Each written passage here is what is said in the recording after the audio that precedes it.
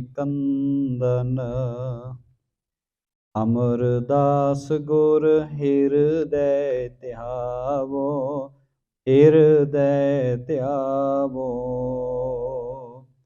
श्री गुरु रामदास गुण गावो, गुण गावो। श्री अर्जन विघ्नन के नासक, विघ्नन के नासक। हर गोबिंद शुभ सुमत प्रकाशक, सुमत प्रकाशक। श्री हर राय नमो कर जोरी, नमो कर जोरी। श्री हर कृष्ण मनाए बहोरी, मनाए बहोरी। तेग बहादुर परम कृपाला जी, परम कृपाला। श्री गुरु गोबिंद सिंह विसाला, सिंह विसाला। तरों तरा पर पुन पुन सीसा जी, पुन पुन सीसा। बंदा बार बार जगतीसा, जगतीसा। गुरु नानक परसोतमं परम पुरावर नाथ। जुगल चरण मम बंदना, धर पार धर कार माथ। जुगल चरण मम बंदना, धर पार धर कार माथ।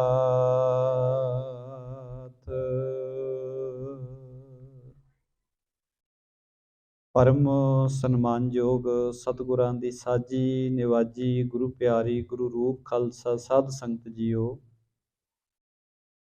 ਵੱਡਿਆਂ ਭਾਗਾਂ ਵਾਲੇ ਹਾਂ ਜੋ ਰੋਜ਼ਾਨਾ ਦੀ ਤਰ੍ਹਾਂ ਸ਼ਾਮ ਵੇਲੇ ਦੇ ਸਜੇ ਹੋਏ ਦੀਵਾਨਾਂ ਦੇ ਅੰਦਰ ਪ੍ਰੇਮ ਸਹਿਤ ਹਾਜ਼ਰੀ ਭਰਦਿਆਂ ਹੋਇਆਂ ਗੁਰੂ ਚਰਨਾਂ ਅੰਦਰ ਜੁੜ ਕਰਕੇ ਸੋਦਾਰ ਰਹਿਰਾਸ ਸਾਹਿਬ ਜੀ ਦੇ ਪਾਠ ਸ਼ਰਵਣ ਕੀਤੇ ਹਨ।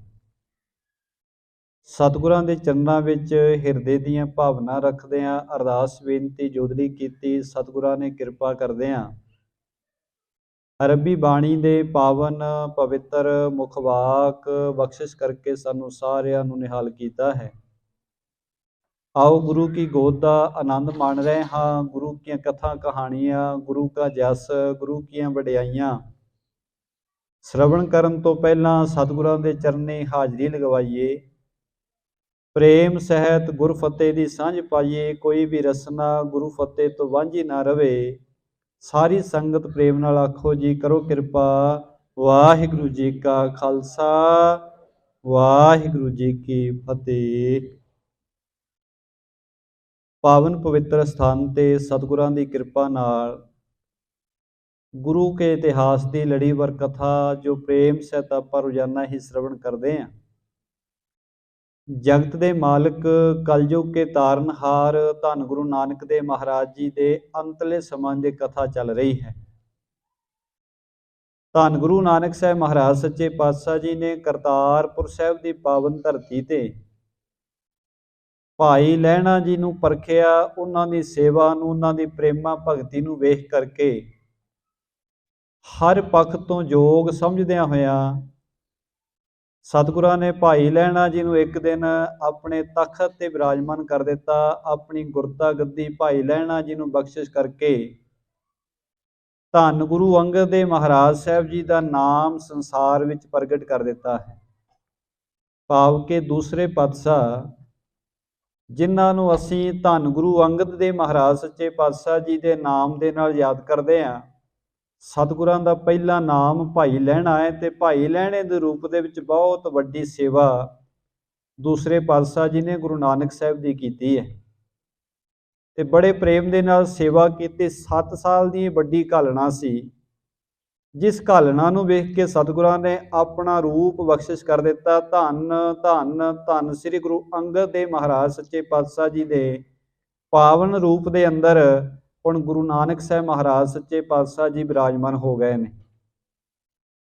ਕੁਝ ਦਿਨ ਗੁਰਤਾ ਗੱਦੀ ਬਿਰਾਜਣ ਤੋਂ ਬਾਅਦ ਤਾਂ ਸਤਿਗੁਰਾਂ ਨੇ ਧੰਨ ਗੁਰੂ ਨਾਨਕ ਦੇਵ ਮਹਾਰਾਜ ਜੀ ਨੇ ਦੂਸਰੇ ਪਾਤਸ਼ਾਹ ਜੀ ਨੂੰ ਵਚਨ ਕੀਤਾ, ਕਹਿਣ ਲੱਗੇ ਹੁਣ ਤੁਸੀਂ ਕਰਤਾਰਪੁਰ ਸਾਹਿਬ ਵਿਖੇ ਨਾ ਰੁਕੋ।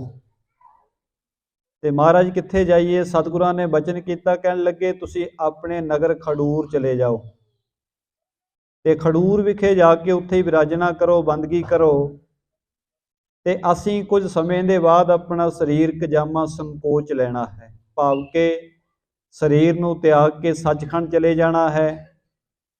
ਵੈਸੇ ਗੁਰੂ ਕੀ ਬਾਣੀ ਦੇ ਬਚਨ ਨੇ, ਜਨਮ ਸਾਡਾ ਵੀ ਹੋਇਆ ਤੇ ਸਰੀਰ ਕਰਕੇ ਜਨਮ ਲੈ ਕੇ ਪ੍ਰਕਾਸ਼ਮਾਨ ਹੋ ਕੇ ਧੰਨ ਗੁਰੂ ਨਾਨਕ ਸਾਹਿਬ ਮਹਾਰਾਜ ਵੀ ਆਏ ਨੇ।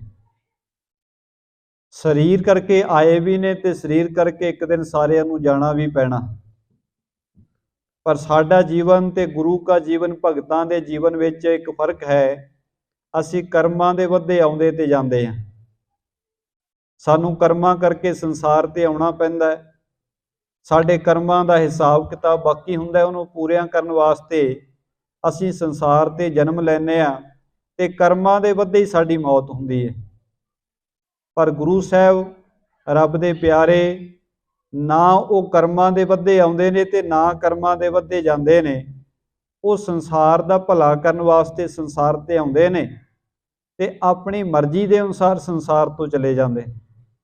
ਗੁਰੂ ਕੀ ਬਾਣੀ ਦੇ ਆਪਾਂ ਬਚਨ ਪੜ੍ਹਦੇ ਹਾਂ, ਜਨਮ ਮਰਨ ਦੋਹੂ ਮੈਂ ਨਾਹੀ, ਜਨ ਪਰਉਪਕਾਰੀ ਆਏ, ਜੀ ਦਾਨ ਦੇ ਭਗਤੀ ਲਾਇਨ ਹਰਸਿਓ ਲੈਣ ਮਿਲਾਏ। ਰੱਬ ਦੇ ਪਿਆਰੇ ਜਨਮ ਤੇ ਮਰਨ ਤੋਂ ਬਿਲਕੁਲ ਵੱਖਰੇ ਹੁੰਦੇ ਨੇ।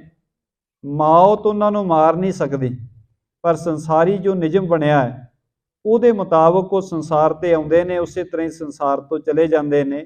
ਪਰ ਕਰਮਾਂ ਦੇ ਵੱਧੇ ਨਹੀਂ ਆਉਂਦੇ, ਪਰਉਪਕਾਰ ਕਰਨ ਦੇ ਵਾਸਤੇ ਸੰਸਾਰ ਵਿੱਚ ਆਉਂਦੇ ਨੇ।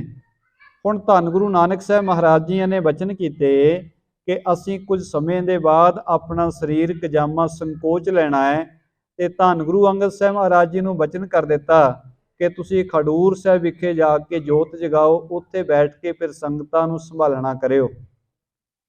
ਹੁਣ ਜਿਸ ਵੇਲੇ ਦੂਸਰੇ ਪਾਤਸ਼ਾਹ ਮਹਾਰਾਜ ਜੀ ਨੇ ਇਹ ਹੁਕਮ ਸੁਣਿਆ ਤੇ 7 ਵਚਨ ਕਹਿ ਕੇ ਪ੍ਰਵਾਨ ਕਰ ਲਿਆ, ਪਰ ਨਾਲ ਹੀ ਕਹਿਣ ਲੱਗੇ, ਮਹਾਰਾਜ ਇਹ ਜਗਤ ਦੇ ਮਾਲਕ ਗੁਰੂ ਨਾਨਕ ਸਾਹਿਬ ਮਹਾਰਾਜ ਜੀ, ਮੈਂ ਆਪ ਜੀ ਦੀ ਜੇ ਆਗਿਆ ਹੋਵੇ ਇੱਕ ਬੇਨਤੀ ਕਰਨੀ ਚਾਹੁੰਦਾ। ਮੈਂ ਤੁਹਾਡੇ ਕੋਲੋਂ ਇੱਕ ਗੱਲ ਪੁੱਛਣੀ ਚਾਹੁੰਦਾ। ਸਤਿਗੁਰੂ ਗੁਰੂ ਨਾਨਕ ਸਾਹਿਬ ਨੇ ਕਿਹਾ, ਪੁੱਛੋ ਕੀ ਪੁੱਛਣਾ ਚਾਹੁੰਦੇ ਹੋ? ਤਾਂ ਧੰਨ ਗੁਰੂ ਅੰਗਦ ਦੇਵ ਮਹਾਰਾਜ ਦੂਸਰੇ ਪਾਤਸ਼ਾਹ ਜੀ ਨੇ ਬੇਨਤੀ ਕੀਤੀ, ਮਹਾਰਾਜ ਜਿਸ ਵੇਲੇ ਤੁਹਾਡੇ ਸਰੀਰ ਤਿਆਗਣ ਦਾ ਸਮਾਂ ਆਵੇਗਾ, ਕਿ ਉਸ ਵੇਲੇ ਮੈਂ ਆਪ ਜੀ ਦੇ ਦਰਸ਼ਨ ਕਰ ਸਕਾਂਗਾ ਕਿ ਨਹੀਂ ਕਰ ਸਕਾਂਗਾ? ਜੇ ਆਪ ਜੀ ਦੀ ਆਗਿਆ ਹੋਵੇ ਤਾਂ ਜਿਸ ਵੇਲੇ ਆਪ ਜੀ ਸਰੀਰ ਦਾ ਤਿਆਗ ਕਰੋ, ਉਸ ਵੇਲੇ ਮੈਂ ਆਪ ਜੀ ਦੇ ਪਾਸ ਹੋਵਾਂ, ਇੱਥੇ ਰਹਿ ਕੇ ਸੇਵਾ ਕਰਾਂ। ਇਹ ਬਚਨ ਸੁਣ ਕੇ ਧੰਨ ਗੁਰੂ ਨਾਨਕ ਦੇਵ ਮਹਾਰਾਜ ਜੀ ਨੇ ਬਚਨ ਕੀਤਾ, ਕਹਿਣ ਲੱਗੇ ਸਾਨੂੰ ਮਿਲਣ ਦੀ ਆਸ ਲੈ ਕੇ ਹੁਣ ਤੁਸੀਂ ਕਰਤਾਰਪੁਰ ਸਾਹਿਬ ਵੱਲ ਨਹੀਂ ਆਉਣਾ। ਹਾਂ, ਜਦੋਂ ਤੁਹਾਡੇ ਮਨ ਵਿੱਚ ਦਰਸ਼ਨਾਂ ਦੀ ਚਾਹ ਹੋਵੇਗੀ, ਅਸੀਂ ਆਪ ਚੱਲ ਕੇ ਖਡੂਰ ਸਾਹਿਬ ਆ ਜਾਵਾਂਗੇ, ਪਰ ਤੁਸੀਂ ਅੱਜ ਤੋਂ ਬਾਅਦ ਵਾਪਸ ਕਰਤਾਰਪੁਰ ਸਾਹਿਬ ਦੀ ਪਾਵਨ ਧਰਤੀ ਵੱਲ ਨਹੀਂ ਆਉਣਾ। ਇਹ ਬਚਨ ਗੁਰੂ ਨਾਨਕ ਸਾਹਿਬ ਮਹਾਰਾਜ ਜੀ ਨੇ ਕਰ ਦਿੱਤੇ ਨੇ। ਆਓ ਹੁਣ ਜਿਹੜਾ ਅਗਲਾ ਪ੍ਰਸੰਗ ਹੈ, ਪ੍ਰੇਮ ਸਹਿਤ ਆਪਾਂ ਵਿਚਾਰਨ ਦਾ ਯਤਨ ਕਰੀਏ। ਸੁਣ ਕੈ ਸਰੋਣ ਬਚਨ ਜਗ ਗੁਰ ਕੇ, ਚਲਿਓ ਨਾ ਚਹਿਤ ਨਕੇਤ ਵਿਚਰ ਕੇ। ਭਾਈ ਲਹਿਣਾ ਭਾਵ ਕੇ ਜੋ ਹੁਣ ਦੂਸਰੇ ਪਾਤਸ਼ਾਹ ਧੰਨ ਗੁਰੂ ਅੰਗਦ ਦੇਵ ਮਹਾਰਾਜ ਬਣ ਚੁੱਕੇ ਨੇ, ਗੁਰੂ ਨਾਨਕ ਸਾਹਿਬ ਜੀ ਦੇ ਬਚਨ ਕੰਨਾਂ ਨਾਲ ਸੁਣ ਲੈ। ਹੁਣ ਬਚਨਾਂ ਤੋਂ ਆਕੀ ਨਹੀਂ ਹੈ ਮਨ, ਪਰ ਮਨ ਵਿਛੜਨਾ ਨਹੀਂ ਚਾਹੁੰਦਾ ਗੁਰੂ ਕੇ ਦਰਸ਼ਨਾਂ ਤੋਂ। ਬਚਨ ਤਾਂ ਮੰਨ ਲੈ ਕਿ ਮਹਾਰਾਜ ਠੀਕ ਹੈ, ਜਿਵੇਂ ਤੁਹਾਡੀ ਆਗਿਆ ਮੈਂ ਜਾ ਰਿਹਾ, ਪਰ ਮਨ ਜਿਹੜਾ ਹੈ ਗੁਰੂ ਕੇ ਦਰਸ਼ਨਾਂ ਤੋਂ ਦੂਰ ਨਹੀਂ ਜਾਣਾ ਚਾਹੁੰਦਾ। तद पर जाए अमोर सो प्राण जय, चलियो त्यार चलन को छिन तै। हुण क्योंकि सिख दे वास्ते गुरु का हुक्म सब तो उत्तम है। जदों गुरु साहब जी का हुक्म हो जाए सिख फिर कोई परवाह नहीं करता। धन गुरु अंगद देव महाराज सच्चे पातशाह जी गुरु नानक साहब महाराज जी का बचन मन के उस वेले चलन वास्ते तैयार हो गए। हावै अधीन कर ही अष्टांग, बंदे चरण कमल उनरांग। अधीन हो के बड़े डंडौत हो के वंदना की धन गुरु नानक साहब के चरणों विच। मन सौंपियो गुण खानी पासो, तन गमनियो जित दिशा अवासो। अपना मन तो धन गुरु नानक साहब महाराज के चरणों विच ही छड़ के जा रहे ने। भाई लहणा पाव के गुरु अंगद साहब महाराज सुरत उन्हां दी उत्थे ही रह गई, पर शरीर कला जिहड़ा है हुण खडूर साहब की पावन धरती वल नूं चल पिया। दोहरा विदा होए जग गुरु ते, श्री अंगद सुख रास। सने सने आवत भए, ग्राम खडूर आवास। इस तरह धन गुरु नानक साहब महाराज जी ने बचन करके दूसरे पातशाह साहब जी नूं हुण खडूर साहब की धरती वल तोर दिता। जगत के मालिक गुरु नानक साहब के कोलों विदायगी लैके धन गुरु अंगद देव महाराज चल पे अपने निवास स्थान के वल खडूर की धरती वल। चौपई मिल है तवे सगरे नर आए, बंदे कुशल बूझ हर खाई। जिस वेले खडूर साहब की पावन धरती ते पहुंचे धन गुरु अंगद देव महाराज, नगर के लोगों को पता लग गया। उन्होंने कहा कि भाई लहणा जी आ गए, क्योंकि पहला नाम भाई लहणा ही है। भाई लहणा जी काफ़ी समय तो बाद घर वापस आए ने। सारे नगर के नर नारी प्रेम सहित मिलन वास्ते चल के आ गए। जथा जोग आदर सब ही का, करत भए त्रेहण कुल टीका। त्रेहण कुल दे मालिक धन गुरु नानक साहब महाराज जी की जोत धन गुरु अंगद देव महाराज जदों नगर के वासी आके उन्होंने प्रेम नाल मिलते हैं तो सारियां दा बड़ा सन्मान करते हैं, बड़ा आदर सत्कार सारियां दा कर रहे हैं। सगली कला विशाल दुराए, नहीं किसी के संग तवे जनाए। हुण भावें बहुत वड्डी पदवी के मालिक हो चुके ने धन गुरु अंगद साहब महाराज। परमात्मा दियां बेअंत रहमतां उन्हां दे अंदर वरतदियां पईयां ने, सारियां शक्तियां उन्हां दे हत्थ विच ने, पर अपनी कला नूं दिखा नहीं रहे। ये भी नहीं दस्सिया कि असीं इस पदवी के मालिक बन गए हाँ। अपनी समर्था नूं बिल्कुल छुपा के रखिया, किसी नूं पता भी नहीं लग्या कि कल तक देवी दे उपासक भाई लहणा जी एडी वड्डी पदवी के मालिक बन गए। इन्नी निमरता है, इन्ना अंदर जरन वाली समर्था उन्हां दे अंदर रखते हैं। जो हिरदे कर बाउ जगयासा, आए करे सेवा तिन पासा। हुण बहुत सारे नगर दे प्यारे जिन्हां दे हिरदे विच जगयासा है, जानन दी इच्छा है, वो सारे भाई लहणा भाव के गुरु अंगद साहब महाराज जी के पास आके सेवा करन लग पे। तब उपदेशे हित कल्याणा, परे को बंधन कर है हाना। धन गुरु अंगद देव महाराज सच्चे पातशाह जी अपने घर विखे विराज गए ने। जेड़े नगर के वासी मिलण वास्ते आ रहे ने, सतगुरु दूसरे पातशाह उन्होंने सच का उपदेश देन लग पे। संसार के बंधना तो संसार के लोगों को मुक्त कर रहे ने। निज प्रताप को सर्व छिपावा, सूरज मनो बीच घट पावा। अपना प्रताप नहीं जना रहे। वैसे संसार में जो किसी बंदे नूं कोई पदवी मिल जाए तो बंदा यतन करता हुंदा मैं अपनी पदवी के बारे लोगों को दसां कि मैं किस पदवी का मालिक बन गया। साडे कोले तो भावें बहुत छोटियां ही पदवियां होण, पर असीं संसार नूं दसना चाहुंदे हां कि साडे कोले बहुत वड्डी पदवी आ गई। बंदा अपने आप नूं प्रगट करता है ਤੇ ਜਦੋਂ ਬੰਦਾ ਆਪਣੇ ਆਪ ਨੂੰ ਪ੍ਰਗਟ ਕਰਦਾ ਹੈ ਤੇ ਉਹਦੇ ਵਿੱਚੋਂ ਬੰਦੇ ਨੂੰ ਖੁਸ਼ੀ ਮਿਲਦੀ ਹੈ ਜੀ, ਲੋਕਾਂ ਨੂੰ ਪਤਾ ਲੱਗ ਗਿਆ ਕਿ ਮੈਂ ਇਸ ਪਦਵੀ ਦਾ ਮਾਲਕ ਹਾਂ। ਪਰ ਧੰਨ ਗੁਰੂ ਅੰਗਦ ਦੇਵ ਮਹਾਰਾਜ ਸੱਚੇ ਪਾਤਸ਼ਾਹ ਹੁਣ ਦੀਨ ਦੁਨੀਆ ਦੇ ਮਾਲਕ ਗੁਰੂ ਨਾਨਕ ਸਾਹਿਬ ਨੇ ਬਣਾ ਦਿੱਤਾ ਹੈ। ਆਪ ਗੁਰੂ ਨਾਨਕ ਅੰਦਰ ਵਿਰਾਜ ਗਏ ਨੇ, ਪਰ ਇਹਨਾਂ ਨੇ ਆਪਣਾ ਆਪਾ ਨਹੀਂ ਕਿਸੇ ਨੂੰ ਜਣਾਇਆ। ਮਨ ਵਿੱਚ, ਜੀਵਨ ਵਿੱਚ ਕੋਈ ਅਹੰਕਾਰ ਨਹੀਂ। ਏਡੀ ਵੱਡੀ ਪਦਵੀ ਦੇ ਮਾਲਕ ਬਣ ਕੇ ਵੀ ਜੀਵਨ ਵਿੱਚ ਇੱਕ ਵੀ ਸ਼ਬਦ ਐਸਾ ਨਹੀਂ ਬੋਲ ਰਹੇ ਜਿਹਦੇ ਤੋਂ ਪਤਾ ਲੱਗ ਸਕੇ ਕਿ ਏਡੀ ਵੱਡੀ ਪਦਵੀ ਦੇ ਮਾਲਕ ਬਣ ਚੁੱਕੇ ਨੇ। ਕਿਨੂ ਨਾ ਅਜਰ ਜਰਿਓਏ ਨੇ ਐਸੇ, ਤੀਨ ਕਾਲ ਮੇ ਭਇਓ ਨ ਐਸੇ। ਕਵੀ ਸੰਤੋਖ ਸਿੰਘ ਜੀ ਕਹਿੰਦੇ ਨੇ, ਤਿੰਨਾਂ ਕਾਲਾਂ ਵਿੱਚ, ਭੂਤ, ਭਵਿੱਖ ਤੇ ਵਰਤਮਾਨ ਦੇ ਵਿੱਚ ਕੋਈ ਮਨੁੱਖ ਐਸਾ ਨਹੀਂ ਵੇਖਿਆ ਜਿਹੜਾ ਇੰਨੀਆਂ ਸ਼ਕਤੀਆਂ ਦਾ ਮਾਲਕ ਹੋਵੇ ਤੇ ਆਪਣੇ ਆਪ ਨੂੰ ਜਣਾਵੇ ਵੀ ਨਾ। ਥੋੜੀ ਜਿਹੀ ਵੀ ਬੰਦੇ 'ਚ ਸ਼ਕਤੀ ਹੋਵੇ, ਬੰਦਾ ਜਣਾਉਂਦਾ ਹੈ, ਦੱਸਦਾ ਹੈ ਕਿ ਦੁਨੀਆ ਨੂੰ ਪਤਾ ਲੱਗੇ। ਪਰ ਧੰਨ ਗੁਰੂ ਅੰਗਦ ਸਾਹਿਬ ਮਹਾਰਾਜ ਜੀ ਦੇ ਜੀਵਨ ਵਿੱਚ ਐਸੀ ਇੱਕ ਵੀ ਜਿਹੜੀ ਗੱਲ ਹੈ ਉਹ ਜੀਵਨ ਵਿੱਚ ਦੇਖ ਨਹੀਂ ਰਹੀ ਜਿਹਦੇ ਤੋਂ ਹੰਕਾਰ ਦਾ ਝਲਕਾਰਾ ਪੈਂਦਾ ਹੋਵੇ। ਉਤਪਤ ਪਾਲਣ ਸਖਤ ਤ੍ਰਿਲੋਕੰ, ਸਿੰਧ ਜੁਗਤ ਮੈਂ ਸਭ ਜਨ ਰੋਕੰ। ਕਵੀ ਜੀ ਕਹਿੰਦੇ ਨੇ ਏਡੀ ਵੱਡੀ ਪਦਵੀ ਦੇ ਮਾਲਕ ਬਣ ਗਏ ਨੇ। ਸੰਸਾਰ ਦੀ ਉਤਪਤੀ ਵੀ ਇਹਨਾਂ ਦੇ ਹੱਥ ਵਿੱਚ ਹੈ, ਸੰਸਾਰ ਦੀ ਪਾਲਣਾ ਵੀ ਇਹਨਾਂ ਦੇ ਹੱਥ ਵਿੱਚ ਹੈ, ਤੇ ਸੰਸਾਰ ਦਾ ਨਾਸ਼ ਕਰਨ ਦੀ ਸਮਰੱਥਾ ਵੀ ਰੱਖਦੇ ਨੇ। ਸਾਰੀਆਂ ਸ਼ਕਤੀਆਂ ਗੁਰੂ ਅੰਗਦ ਸਾਹਿਬ ਮਹਾਰਾਜ ਦੇ ਹੱਥ ਵਿੱਚ ਨੇ, ਪਰ ਬਿਲਕੁਲ ਆਪਣੇ ਆਪ ਨੂੰ ਸੰਕੋਚਿਆ ਹੋਇਆ। ਮੁਸ਼ਟ ਵਿਖੈ ਨਵ ਸਭ ਲੀਏ ਐਸੇ, ਇਸ ਵਿਦ ਰਹੇ ਸਾਧਨ ਨਿਜ ਵੈਸੇ। ਸਤਿਗੁਰਾਂ ਦੀ ਮੁੱਠੀ ਵਿੱਚ ਸਾਰਾ ਹੀ ਕੁਝ ਹੈ, ਹਰੇਕ ਚੀਜ਼ ਸਤਿਗੁਰਾਂ ਦੇ ਹੱਥ ਵਿੱਚ ਹੈ। ਇਸ ਤਰ੍ਹਾਂ ਕਹਿ ਲਓ, ਕਵੀ ਜੀ ਕਹਿੰਦੇ ਜਿਵੇਂ ਸਾਰਾ ਹੀ ਆਸਮਾਨ ਹੱਥ ਵਿੱਚ ਹੋਵੇ, ਪਰ ਆਪਣੇ ਘਰ ਵਿੱਚ ਆਨੰਦ ਵਿੱਚ ਬੈਠੇ ਨੇ, ਬੰਦਗੀ ਵਿੱਚ ਲੀਨ ਹੋਏ ਬੈਠੇ ਨੇ। ਤਿਨ ਕੋ ਸਿਰੇ ਪਦ ਪੰਕਜ ਤਾਏ, ਕਵ ਸੰਤੋਖ ਸਿੰਘ ਬੰਧਨ ਗਾਏ। ਕਵੀ ਸੰਤੋਖ ਸਿੰਘ ਜੀ ਕਹਿੰਦੇ ਐਸੇ ਦੀਨ ਦਿਆਲ ਸਤਿਗੁਰਾਂ ਦੇ ਚਰਨਾਂ ਵਿੱਚ ਮੇਰੀ ਨਮਸਕਾਰ ਹੈ, ਬੰਦਨਾ ਹੈ। ਤਿਹ 50 ਭਇਓ ਪ੍ਰਸੰਗਾ, ਸੁਣੋ ਸੋ ਸਰੋਤਾ ਸੰਗਿਓ ਮੰਗਾ। ਕਵੀ ਸੰਤੋਖ ਸਿੰਘ ਜੀ ਜਿਹੜੇ ਇਸ ਕਥਾ ਨੂੰ ਲਿਖ ਰਹੇ ਨੇ, ਕਹਿੰਦੇ ਹੇ ਸਰੋਤਾ ਜਨੋ, ਇਸ ਤੋਂ ਅਗਲੀ ਕਥਾ ਬੜੇ ਪ੍ਰੇਮ ਤੇ ਉਤਸ਼ਾਹ ਦੇ ਨਾਲ ਸੁਣਨਾ ਕਰੀਏ।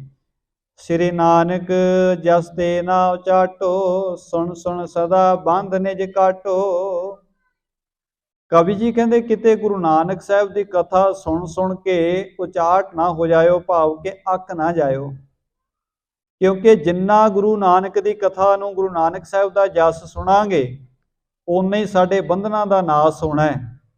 ਕਿਉਂਕਿ ਸੰਸਾਰ ਵਿੱਚ ਬਹੁਤ ਸਾਰੀਆਂ ਚੀਜ਼ਾਂ ਅਸੀਂ ਵੇਖਦੇ ਹਾਂ। ਪੁਰਾਣੇ ਸਮੇਂ ਦੇ ਵਿੱਚ ਬਜ਼ੁਰਗ ਕਹਾਣੀਆਂ ਸੁਣਾਉਂਦੇ ਸਨ, ਤੇ ਕਹਾਣੀ ਜਿਹੜੀ ਹੁੰਦੀ ਹੈ ਉਹ ਅਸਲ ਵਿੱਚ ਸੱਚ ਨਹੀਂ ਕਿਤੇ ਹੁੰਦੀ। ਕਹਾਣੀ ਦਾ ਭਾਵ ਇਹ ਹੁੰਦਾ ਹੈ, ਕਹਾ ਨਹੀਂ, ਕਿ ਕੋਈ ਪਤਾ ਨਹੀਂ ਕਿੱਥੇ ਹੋਈ ਹੈ ਕਿ ਨਹੀਂ ਹੋਈ, ਪਰ ਇੱਕ ਗੱਲ ਬਣਾ ਲਈ, ਉਹਨੂੰ ਕਹਾਣੀ ਕਿਹਾ ਜਾਂਦਾ ਹੈ। ਤੇ ਲੋਕੀ ਤਾਂ ਕਹਾਣੀਆਂ ਵੀ ਬੜੇ ਧਿਆਨ ਦੇ ਨਾਲ ਸੁਣਦੇ ਨੇ। ਤੇ ਗੁਰੂ ਪਿਆਰਿਓ, ਜਿਹੜੀਆਂ ਗੁਰੂ ਦੀਆਂ ਕਥਾ ਨੇ, ਇਹ ਕਹਾਣੀਆਂ ਇਹ ਸਾਖੀਆਂ ਕਿਹਾ ਜਾਂਦਾ ਹੈ। ਸਾਖੀਆਂ ਦਾ ਭਾਵ ਹੁੰਦਾ ਜੋ ਪ੍ਰਤੱਖ ਵਰਤਿਆ ਹੋਵੇ, ਉਹਨੂੰ ਸਾਖੀ ਕਿਹਾ ਜਾਂਦਾ ਹੈ।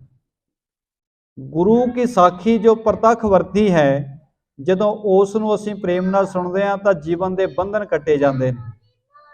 ਜਿਹੜੀਆਂ ਕਹਾਣੀਆਂ ਨੇ, ਕਹਾਣੀਆਂ ਬੜੀਆਂ ਸੰਸਾਰ ਤੇ ਲੋਕਾਂ ਨੇ ਬਣਾਈਆਂ ਹੋਈਆਂ ਨੇ, ਨਵੀਆਂ ਨਵੀਆਂ ਕਹਾਣੀਆਂ ਬਣਦੀਆਂ ਨੇ, ਪਰ ਉਹਨਾਂ ਕਹਾਣੀਆਂ ਨੂੰ ਸੁਣ ਕੇ ਸਾਨੂੰ ਉਹ ਪ੍ਰੇਮਾ ਭਗਤੀ ਨਹੀਂ ਜਾਗਦੀ ਜਿਹੜੀਆਂ ਗੁਰੂ ਦੀਆਂ ਸਾਖੀਆਂ ਨੂੰ ਸੁਣ ਕੇ ਜਾਗਦੀ। ਇਸ ਕਰਕੇ ਕਵੀ ਜੀ ਕਹਿੰਦੇ ਨੇ, ਗੁਰੂ ਕਾ ਜਸ ਸੁਣਦਿਆਂ ਕਿਤੇ ਅੱਕ ਨਾ ਜਾਈਏ। ਗੁਰੂ ਕਾ ਜਸ ਸੁਣਦਿਆਂ ਤਾਂ ਜੀਵਨ ਦੇ ਬੰਧਨ ਕੱਟੇ ਜਾਣੇ ਨੇ। ਸ੍ਰੀ ਜਗ ਗੁਰ ਕੋ ਜਹ ਦਰਬਾਰਾ, ਹੋਤੋ ਅਗਾਰੇ ਚਲ ਦਲ ਭਾਰਾ। ਜਗਤ ਦੇ ਮਾਲਕ ਧੰਨ ਗੁਰੂ ਨਾਨਕ ਸਾਹਿਬ ਮਹਾਰਾਜ ਸੱਚੇ ਪਾਤਸ਼ਾਹ ਜੀ ਦਿਨ ਦੇ ਸਮੇਂ ਜਿੱਥੇ ਦੀਵਾਨ ਸਜਾਉਂਦੇ ਨੇ, ਉੱਥੇ ਇੱਕ ਪਿੱਪਲ ਦਾ ਬੜਾ ਭਾਰੀ ਰੁੱਖ ਹੈ। ਕਿਉਂਕਿ ਅੱਜ ਕੱਲ੍ਹ ਤਾਂ ਆਪਾਂ ਵੇਖਦੇ ਆ ਸੁੰਦਰ ਦਰਬਾਰ ਗੁਰੂ ਸਾਹਿਬ ਦੀ ਕਿਰਪਾ ਸਦਕਾ ਗੁਰਧਾਮਾਂ ਦੇ ਬਣੇ ਹੋਏ ਨੇ। ਧੰਨ ਗੁਰੂ ਗ੍ਰੰਥ ਸਾਹਿਬ ਮਹਾਰਾਜ ਸੱਚੇ ਪਾਤਸ਼ਾਹ ਜੀ ਸੁੰਦਰ ਦਰਬਾਰਾਂ ਦੇ ਵਿੱਚ ਪ੍ਰਕਾਸ਼ਮਾਨ ਨੇ। ਪਰ ਆਪਾਂ ਜਿਹੜੀ ਕਥਾ ਸੁਣ ਰਹੇ ਹਾਂ, ਇਹ ਕਥਾ ਹੈ 500-550 ਸਾਲ ਪਹਿਲਾਂ ਦੀ। ਉਸ ਵੇਲੇ ਏਡੇ ਵੱਡੇ ਵੱਡੇ ਹਾਲ ਨਹੀਂ ਸੀ ਬਣਿਆ ਕਰਦੇ ਜਿਵੇਂ ਅੱਜ ਅਸੀਂ ਦਰਸ਼ਨ ਕਰ ਰਹੇ ਹਾਂ। ਤੇ ਧੰਨ ਗੁਰੂ ਨਾਨਕ ਸਾਹਿਬ ਮਹਾਰਾਜ ਜੀ, ਕਵੀ ਜੀ ਕਹਿੰਦੇ ਨੇ, ਜਿੱਥੇ ਦਰਬਾਰ ਸਜਾਉਂਦੇ ਨੇ ਉੱਥੇ ਬਹੁਤ ਭਾਰੀ ਪਿੱਪਲ ਦਾ ਰੁੱਖ ਹੈ ਤੇ ਉੱਥੇ ਉਸ ਰੁੱਖ ਦੀ ਛਾਂ ਹੇਠ ਸਤਿਗੁਰੂ ਜੀ ਵਿਰਾਜ ਜਾਂਦੇ ਨੇ ਤੇ ਸੰਗਤਾਂ ਵੀ ਉਹਦੇ ਆਲੇ ਦੁਆਲੇ ਬੈਠ ਜਾਂਦੀਆਂ ਨੇ। ਖੁੱਲਾ ਪੰਡਾਲ ਸਜਦਾ ਹੈ। ਹੁਣ ਜਿੱਥੇ ਗੁਰੂ ਨਾਨਕ ਸਾਹਿਬ ਮਹਾਰਾਜ ਵਿਰਾਜੇ ਹੋਏ ਨੇ, ਇਸ ਪਿੱਪਲ ਦੇ ਰੁੱਖ ਦੀ ਛਾਂ ਹੇਠ ਸਗਨ ਛਾਓ ਸੋਵਤ ਰਮਣੀਕਾ, ਤਹ ਬੇਦੇ ਤਹ ਬੈਠੇ ਬੇਦੀ ਕੋਲ ਟੀਕਾ। ਭਾਰੀ ਇਸ ਪਿੱਪਲ ਦੇ ਰੁੱਖ ਦੇ ਹੇਠਾਂ ਸੰਘਣੀ ਛਾਂ ਦੇ ਵਿੱਚ ਧੰਨ ਗੁਰੂ ਨਾਨਕ ਸਾਹਿਬ ਮਹਾਰਾਜ ਸੱਚੇ ਪਾਤਸ਼ਾਹ ਵਿਰਾਜੇ ਹੋਏ ਨੇ। ਸੰਗਤਾਂ ਵੀ ਵਿਰਾਜੀਆਂ ਹੋਈਆਂ ਨੇ। ਕਿਰਪਾ ਭਰੇ ਦਵੇ ਨੈਣ ਰਸੀਲੇ, ਕਾਲੁਖ ਨਿਕੰਦਨ ਦੇਖ ਛਬੀਲੇ। ਧੰਨ ਗੁਰੂ ਨਾਨਕ ਸਾਹਿਬ ਮਹਾਰਾਜ ਜੀ ਦੇ ਦੋਵੇਂ ਨੈਣ, ਜਿਹੜੀਆਂ ਅੱਖਾਂ ਨੇ, ਕਿਰਪਾ ਦ੍ਰਿਸ਼ਟੀ ਨਾਲ ਭਰੀਆਂ ਹੋਈਆਂ ਨੇ। ਬੜੀ ਮਿਹਰ ਦੀ ਨਜ਼ਰ ਕਰਦੇ ਨੇ। ਜਿਹਦੇ ਵੱਲ ਦੇਖ ਲੈਂਦੇ ਨੇ ਉਹਦੇ ਜੀਵਨ ਦੇ ਬੰਧਨ ਕੱਟ ਦਿੰਦੇ ਨੇ। ਤਤ ਗਿਆਨ ਮੈਂ ਕੋਮਲ ਬੋਲਾ, ਸਰੋਣ ਸੁਣਾਵੇ ਮਧੁਰ ਅਮੋਲਾ। ਬੜੇ ਗਿਆਨ ਦੇ ਨਾਲ ਭਰਪੂਰ ਵਚਨ ਗੁਰੂ ਨਾਨਕ ਸਾਹਿਬ ਮਹਾਰਾਜ ਸੱਚੇ ਪਾਤਸ਼ਾਹ ਜੀ ਬੋਲ ਰਹੇ ਨੇ। ਬੜੀ ਕੋਮਲ ਬਾਣੀ ਹੈ ਸਤਿਗੁਰਾਂ ਦੀ, ਬੜੀ ਮਿੱਠੀ ਆਵਾਜ਼ ਹੈ। ਅਮੋਲਕ ਵਚਨ ਗੁਰੂ ਕੇ ਮੁਖ ਵਿੱਚੋਂ ਜਿਸ ਵੇਲੇ ਗੁਰੂ ਕੇ ਸਿੱਖ ਸੁਣਦੇ ਨੇ ਤਾਂ ਜੀਵਨ ਦਾ ਭਲਾ ਹੋ ਜਾਂਦਾ ਹੈ। ਸਵਾਂਗ ਅਰੰਭੇ ਸਿੱਖ ਜੇ ਪਲਾਏ, ਸੋ ਸੁਣ ਪਰਖਣ ਵਿਦ ਪਛਤਾਏ। ਜਿਹੜੇ ਗੁਰੂ ਕੇ ਪਿਆਰੇ ਰੋਜ਼ ਸਤਿਗੁਰੂ ਦੇ ਇਤਿਹਾਸ ਦੀ ਕਥਾ ਸੁਣਦੇ ਨੇ, ਉਹਨਾਂ ਨੂੰ ਚੇਤੇ ਹੈ ਪਿਛਲੇ ਦਿਨਾਂ ਦੇ ਵਿੱਚ ਆਪਾਂ ਨੇ ਪ੍ਰਸੰਗ ਸਰਵਣ ਕੀਤਾ ਸੀ ਕਿ ਗੁਰੂ ਨਾਨਕ ਸਾਹਿਬ ਮਹਾਰਾਜ ਸੱਚੇ ਪਾਤਸ਼ਾਹ ਜੀ ਨੇ ਸਿੱਖਾਂ ਨੂੰ ਪਰਖਣ ਵਾਸਤੇ ਆਪਣਾ ਇੱਕ ਵੱਖਰਾ ਹੀ ਸਾਂਗ ਬਣਾ ਲਿਆ ਸੀ, ਭੇਖ। ਬਿਲਕੁਲ ਵੱਖਰਾ ਜਿਹਾ ਭੇਖ ਗੁਰੂ ਨਾਨਕ ਸਾਹਿਬ ਨੇ ਬਣਾਇਆ ਸੀ। ਕੁਝ ਕੁੱਤੇ ਰੱਖ ਲਏ ਸਨ, ਕੁਝ ਸੂਰ ਆਪਣੇ ਅੱਗੇ ਲਾ ਲਏ, ਲੱਕ ਨਾਲ ਛੁਰਾ ਬੰਨ੍ਹ ਲਿਆ ਸੀ ਤੇ ਹੱਥ ਵਿੱਚ ਬੜਾ ਭਾਰੀ ਡੰਡਾ ਫੜ ਲਿਆ ਸੀ। ਤੇ ਜਿਹੜੇ ਵੀ ਸਿੱਖ ਕੋਲ ਹੁੰਦੇ ਸਨ ਉਹਨਾਂ ਨੂੰ ਪੁੱਛਦੇ ਸਨ, ਤੁਸੀਂ ਦੌੜ ਜਾਓ ਘਰਾਂ ਨੂੰ। ਤੇ ਸਿੱਖ ਕਹਿੰਦੇ ਸੀ, ਮਹਾਰਾਜ ਨਹੀਂ, ਅਸੀਂ ਤਾਂ ਤੁਹਾਡੇ ਚਰਨਾਂ ਦੇ ਸੇਵਕ ਹਾਂ, ਤੁਹਾਡੇ ਚਰਨਾਂ ਵਿੱਚ ਹੀ ਰਵਾਂਗੇ। ਜਿਹੜਾ ਇਹ ਵਚਨ ਕਹਿੰਦਾ ਸੀ ਉਹਦੇ ਜ਼ੋਰ ਦੀ ਡੰਡਾ ਮਾਰਦੇ ਸਨ। ਦੇ ਸਿੱਖ ਇੱਕ ਡੰਡਾ ਖਾ ਕੇ ਨਹੀਂ ਸੀ ਉੱਠਦਾ ਤੇ ਦੂਸਰਾ ਮਾਰਦੇ ਸਨ। ਤੇ ਜਦੋਂ ਡੰਡੇ ਪੈਂਦੇ ਸਨ ਤੇ ਤਕਲੀਫ ਹੁੰਦੀ ਸੀ ਤੇ ਸਿੱਖ ਦੌੜ ਜਾਂਦੇ ਸਨ। ਸਿੱਖਾਂ ਨੇ ਕਈਆਂ ਨੇ ਤਾਂ ਇੱਥੋਂ ਤੱਕ ਵੀ ਵਚਨ ਕਹਿ ਦਿੱਤੇ, ਕਹਿਣ ਲੱਗੇ ਅਸੀਂ ਤਾਂ ਮੁਕਤੀ ਲੈਣ ਵਾਸਤੇ ਆਏ ਸੀ ਗੁਰੂ ਨਾਨਕ ਸਾਹਿਬ ਦੇ ਕੋਲ, ਪਰ ਗੁਰੂ ਸਾਹਿਬ ਜੀ ਤਾਂ ਜਾਪਦਾ ਦੀਵਾਨੇ ਹੋ ਗਏ ਨੇ, ਇਹਨਾਂ ਦੇ ਕੋਲੇ ਹੁਣ ਰਹਿਣਾ ਨਹੀਂ ਬਣਦਾ। ਤੇ ਦੌੜ ਗਏ ਸਨ ਬਹੁਤ ਸਾਰੇ ਸਿੱਖ। ਅਖੀਰ ਤੇ ਕੇਵਲ ਭਾਈ ਲਹਿਣਾ ਜੀ ਰਹਿ ਗਏ। ਐਸੀ ਪਰਖ ਵਿੱਚ ਭਾਈ ਲਹਿਣਾ ਜੀ ਸਫਲ ਹੋਏ। ਉਹਨਾਂ ਨੇ ਪ੍ਰੀਖਿਆ ਪਾਸ ਕੀਤੀ ਤੇ ਗੁਰੂ ਕਾ ਰੂਪ ਬਣ ਗਏ। ਹੁਣ ਜਦੋਂ ਸੰਗਤਾਂ ਨੂੰ ਪਤਾ ਲੱਗਿਆ, ਜਿਹੜੇ ਸਿੱਖ ਉਸ ਭੇਖ ਨੂੰ ਵੇਖ ਕੇ, ਸਾਂਗ ਨੂੰ ਵੇਖ ਕੇ ਦੌੜ ਗਏ ਸਨ, ਉਹਨਾਂ ਦੇ ਮਨਾਂ ਵਿੱਚ ਪਛਤਾਵਾ ਹੋਇਆ ਕਿ ਗੁਰੂ ਸਾਹਿਬ ਤਾਂ ਸਾਨੂੰ ਵੇਖ ਰਹੇ ਸਨ ਕਿ ਸਾਡੇ ਅੰਦਰ ਕਿੰਨਾ ਕੁ ਪ੍ਰੇਮ ਹੈ, ਅਸੀਂ ਤਾਂ ਐਵੇਂ ਦੌੜ ਕੇ ਆ ਗਏ। ਮਨ ਵਿੱਚ ਪਛਤਾਵਾ ਹੋਇਆ। ਬਾਹਰੋਂ ਆਏ ਹਜੂਰ ਅਗਾਰੇ, ਨਿਜ ਔਗਣ ਸੰਗ ਬਿਨੈ ਉਚਾਰੇ। ਹੁਣ ਉਹਨਾਂ, ਕਿਉਂਕਿ ਸਿੱਖ ਨੂੰ ਭਾਵੇਂ ਕਿਤੇ ਵੀ ਦੌੜ ਜਾਵੇ ਪਰ ਆਪਣੇ ਗੁਰੂ ਦਾ ਘਰ ਯਾਦ ਰਹਿੰਦਾ ਹੈ। ਅਸੀਂ ਭਟਕਣ ਭਾਵੇਂ ਕਿਤੇ ਵੀ ਚਲੇ ਜਾਈਏ, ਹੋ ਸਕਦਾ ਹੈ ਸਿੱਖ ਬੜੀ ਦੂਰ ਚਲਾ ਜਾਵੇ। ਕਈ ਵਾਰੀ ਕਈ ਮਨੁੱਖ ਗੁਰੂ ਤੋਂ ਬੜੇ ਦੂਰ ਚਲੇ ਜਾਂਦੇ ਨੇ, ਪਰ ਅੰਦਰੋਂ ਜਿਹੜਾ ਮਨ ਹੈ, ਜੇ ਕਿਤੇ ਗੁਰੂ ਦਾ ਸ਼ਬਦ ਟਿਕਿਆ ਹੋਵੇ ਜਾਂ ਸੁਣਿਆ ਹੋਵੇ, ਕਿਤੇ ਨਾ ਕਿਤੇ ਬੰਦੇ ਦਾ ਮਨ ਕਰਦਾ ਹੈ ਮੈਂ ਗੁਰੂ ਕੇ ਚਰਨਾਂ ਵਿੱਚ ਵਾਪਸ ਪਰਤ ਕੇ ਆਵਾਂ। ਤੇ ਗੁਰੂ ਸਾਹਿਬ ਮਹਾਰਾਜ ਹਰ ਵਕਤ, ਹਰ ਸਮੇਂ ਸਿੱਖ ਵਾਸਤੇ ਦਰਵਾਜ਼ੇ ਖੁੱਲ੍ਹੇ ਰੱਖਦੇ ਨੇ। ਸਿੱਖਾ, ਜੇ ਅੱਜ ਭੁੱਲਿਆ ਤਾਂ ਕੋਈ ਗੱਲ ਨਹੀਂ, ਜੇ ਕੱਲ ਵਾਪਸ ਵੀ ਆਵੇਂਗਾ ਤੇ ਤੈਨੂੰ ਗਲਵੱਖੜੀ ਵਿੱਚ ਲੈ ਲਵਾਂਗਾ। ਸਤਿਗੁਰੂ ਔਗਣ ਨਹੀਂ ਚਿਤਾਰਦੇ। ਹਰੇਕ ਸਮੇਂ ਗੁਰੂ ਕੇ ਦਰਵਾਜ਼ੇ ਖੁੱਲ੍ਹੇ ਨੇ। ਸਿੱਖ ਕਦੋਂ ਵੀ ਵਾਪਸ ਆ ਜਾਵੇ, ਗੁਰੂ ਕੇ ਘਰ ਵਿੱਚ ਉਹਦਾ ਸਨਮਾਨ ਹੈ। पर ਇਹ ਗੱਲ ਹੈ ਜਿੰਨਾ ਜਲਦੀ ਵਾਪਸ ਆ ਜਾਵਾਂਗੇ ਉਹਨੇ ਸਾਡੇ ਜੀਵਨ ਦਾ ਭਲਾ ਹੈ। ਜੇ ਹੁਣ ਵਾਪਸ ਤਾਂ ਆਵੇ, ਅਖੀਰਲੇ ਸਮੇਂ ਤੇ ਆਏ ਨੂੰ ਵੀ ਗੁਰੂ ਸਾਹਿਬ ਪ੍ਰਵਾਨ ਕਰ ਲੈਂਦੇ ਨੇ, ਪਰ ਜਦੋਂ ਸਮਾਂ ਬਿਲਕੁਲ ਅਖੀਰਲਾ ਹੋਵੇ ਤੇ ਫਿਰ ਕਿੰਨਾ ਕੁਝ ਅਸੀਂ ਕਮਾ ਲਵਾਂਗੇ। ਉਹਦੇ ਨਾਲੋਂ ਚੰਗਾ ਜਦੋਂ ਵੀ ਮਨ ਵਿੱਚ ਪ੍ਰੇਮ ਜਾਗੇ ਤਾਂ ਪਰਤ ਆਉਣਾ ਚਾਹੀਦਾ ਵਾਪਸ ਆਪਣੇ ਘਰ ਦੇ ਵੱਲ। ਹੁਣ ਇਹਨਾਂ ਗੁਰਸਿੱਖਾਂ ਨੂੰ ਪਛਤਾਵਾ ਹੋਇਆ ਕਿ ਗੁਰੂ ਸਾਹਿਬ ਤਾਂ ਵੇਖ ਰਹੇ ਸਨ ਸਾਡੇ ਪ੍ਰੇਮ ਨੂੰ, ਰੋਜ਼ ਗੁਰੂ ਕੇ ਬਚਨ ਪੜ੍ਹਦੇ ਵੀ ਸੀ, ਬਾਣੀ ਪੜ੍ਹਦੇ ਵੀ ਸੀ, ਪਰ ਸਾਡਾ ਭਰੋਸਾ ਨਹੀਂ ਸੀ ਬਣਿਆ, ਮਨ ਸਾਡੇ ਕੱਚੇ ਰਹਿ ਗਏ। ਇਸ ਕਰਕੇ ਅਸੀਂ ਜਦੋਂ ਗੁਰੂ ਨੇ ਪਰਖ ਪਾਈ ਅਸੀਂ ਦੌੜ ਆਏ, ਮਨ ਵਿੱਚ ਜਗਿਆਸਾ ਆਈ ਗੁਰੂ ਕੇ ਚਰਨਾਂ ਵਿੱਚ ਫਿਰ ਚੱਲੀਏ, ਜਾ ਕੇ ਮੁਆਫੀ ਮੰਗੀਏ। ਵਾਪਸ ਪਰਤ ਆਏ, ਆ ਕੇ ਆਪਣੇ ਔਗੁਣਾਂ ਦੇ ਸਮੇਤ ਬੇਨਤੀ ਕੀਤੀ, ਬਖਸ਼ਾਵੇ ਅਰ ਪਾਸ ਰਹੇ ਹੀ, ਸੇਵੇ ਚਰਨ ਕਮਲ ਗੁਰ ਸੇਹੀ।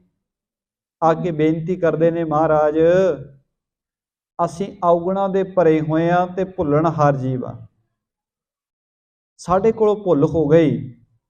ਆਪ ਜੀ ਤਾਂ ਸਾਨੂੰ ਵੇਖ ਰਹੇ ਸੀ, ਸਾਨੂੰ ਪੱਕਿਆ ਕਰਨਾ ਚਾਹੁੰਦੇ ਸੀ, ਰਹਿਮਤਾਂ ਕਰਨੀਆਂ ਚਾਹੁੰਦੇ ਸੀ, ਪਰ ਅਸੀਂ ਪ੍ਰੀਖਿਆ ਵਿੱਚ ਪਾਸ ਨਹੀਂ ਹੋ ਸਕੇ। ਮਹਾਰਾਜ ਸਾਡਾ ਆਸਰਾ ਹੋਰ ਵੀ ਕਿਤੇ ਨਹੀਂ, ਹੁਣ ਤੁਹਾਡੇ ਚਰਨਾਂ ਵਿੱਚ ਹੀ ਵਾਪਸ ਆਇਆ, ਕਿਰਪਾ ਕਰੋ ਸਾਡੇ ਔਗਣ ਬਖਸ਼ ਕੇ ਆਪਣੇ ਚਰਨਾਂ ਵਿੱਚ ਫਿਰ ਜੋੜ ਲਓ।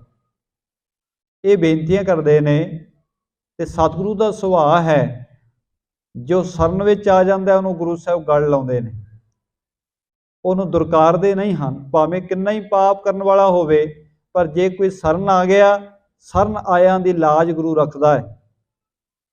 ਗੁਰੂ ਕੀ ਬਾਣੀ ਦੇ ਬਚਨ ਵੀ ਆਪਾਂ ਪੜ੍ਹਦੇ ਆ, ਜੈਸੇ ਬਾਲਕ ਭਾਏ ਸੁਭਾਈ, ਲੱਖ ਅਪਰਾਧ ਕਮਾਵੇ। ਗੁਰੂ ਸਾਹਿਬ ਕਹਿੰਦੇ ਜਿਵੇਂ ਬੱਚਾ ਜਿਹੜਾ ਹੈ ਜਾਣੇ ਅਣਜਾਣੇ ਵਿੱਚ ਕਈ ਗਲਤੀਆਂ ਕਰਦਾ ਹੈ, ਬਹੁਤ ਸਾਰੀਆਂ ਗਲਤੀਆਂ ਬੱਚੇ ਕਰ ਲੈਂਦੇ ਨੇ। ਜੈਸੇ ਬਾਲਕ ਭਾਏ ਸੁਭਾਈ, ਲੱਖ ਅਪਰਾਧ ਕਮਾਵੇ, ਕਰ ਉਪਦੇਸ਼ ਝਿੜਕੇ ਬਹੁ ਭਾਂਤੀ, ਬਹੁੜ ਪਿਤਾ ਗੱਲ ਆਵੇ। ਸਾਹਿਬ ਕਹਿੰਦੇ ਨੇ ਜਿਸ ਵੇਲੇ ਬੱਚੇ ਗਲਤੀ ਕਰਦੇ ਨੇ, ਗਲਤੀ ਕਰਨ ਤੋਂ ਬਾਅਦ ਮਾਂ ਪਿਓ ਝਿੜਕਦੇ ਨੇ, ਪਿਤਾ ਵੀ ਝਿੜਕਦਾ ਹੈ, ਮਾਂ ਵੀ ਝਿੜਕਦੀ ਹੈ, ਪਰ ਉਹਨਾਂ ਦੀਆਂ ਝਿੜਕਾਂ ਵਿੱਚ ਵੀ ਪ੍ਰੇਮ ਹੁੰਦਾ। ਝਿੜਕਣ ਤੋਂ ਬਾਅਦ ਫਿਰ ਗੱਲ ਨਾਲ ਲਾ ਲੈਂਦੇ ਨੇ। ਕਰ ਉਪਦੇਸ਼ ਝਿੜਕੇ ਬਹੁ ਭਾਂਤੀ, ਬਹੁੜ ਪਿਤਾ ਗੱਲ ਲਾਵੇ, ਪਿਛਲੇ ਔਗਣ ਬਖਸ਼ ਲੈ ਪ੍ਰਭ ਆਗੇ ਮਾਰਗ ਪਾਵੇ। ਜਿਵੇਂ ਮਾਤਾ ਪਿਤਾ ਆਪਣੇ ਬੱਚਿਆਂ ਨੂੰ ਝਿੜਕਦੇ ਨੇ, ਝਿੜਕਦੇ ਇਸ ਕਰਕੇ ਨੇ ਤਾਂ ਜੋ ਮਾੜੇ ਰਸਤੇ ਤੋਂ ਹਟ ਜਾਣ, ਉਸੇ ਤਰ੍ਹਾਂ ਪ੍ਰਮਾਤਮਾ ਜੀ ਵੀ ਕਿਰਪਾ ਕਰਦੇ ਨੇ। ਜਦੋਂ ਜੀਵ ਕੁਰਾਹੇ ਪੈ ਜਾਂਦਾ ਹੈ, ਕੁਰਾਹੇ ਪਏ ਹੋਏ ਜੀਵ ਨੂੰ ਸ਼ਬਦ ਦੀਆਂ ਝਿੜਕਾਂ ਮਾਰ ਕੇ ਵਰਜਦੇ ਵੀ ਨੇ, ਪਰ ਗਲ ਨਾਲ ਲਾ ਲੈਂਦੇ ਨੇ, ਉਹਨਾਂ ਦਾ ਜੀਵਨ ਅੱਗੇ ਵਾਸਤੇ ਸਿੱਧੇ ਰਸਤੇ ਤੇ ਪਾ ਕੇ ਬੰਦੇ ਦਾ ਭਲਾ ਕਰ ਦਿੰਦੇ ਨੇ।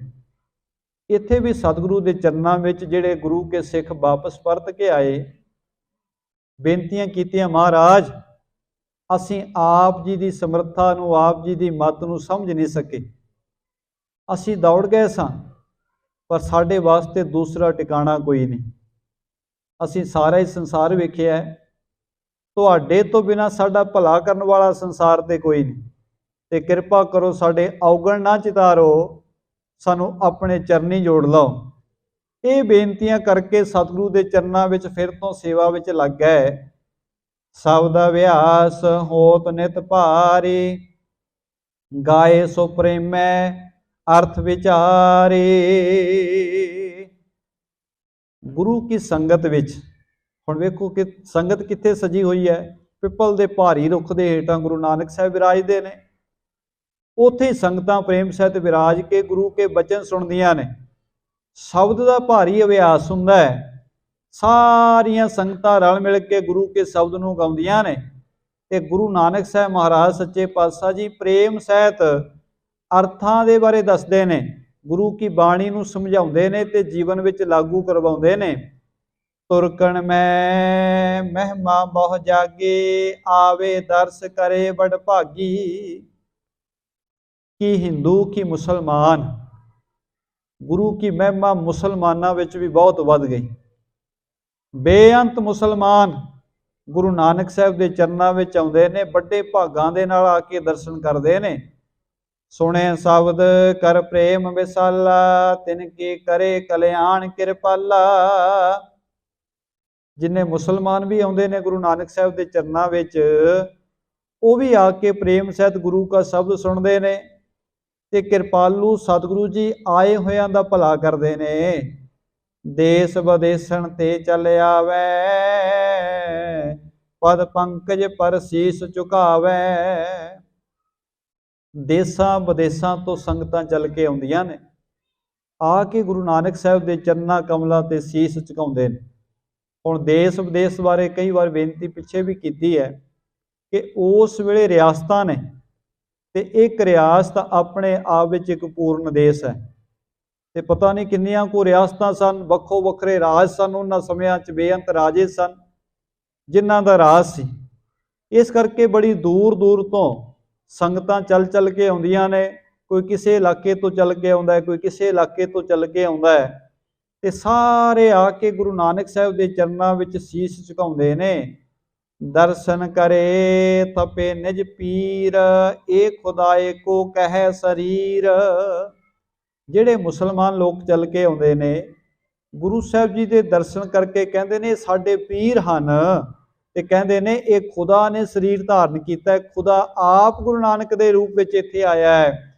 आए मरीद होए बहुत तुरका, सुन सुन बचन हने प्रमेय उरका।